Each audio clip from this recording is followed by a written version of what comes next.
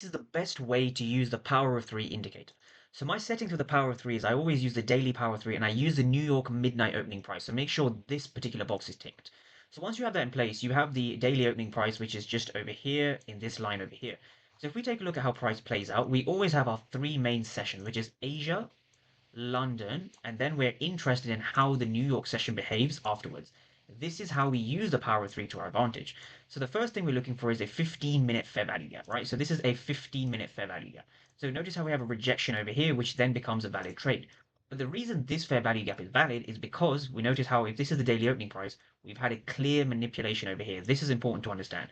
We've also had a shift of the market structure over here. So notice how we had a structural high, structural low, structural high, and now we've had the shift.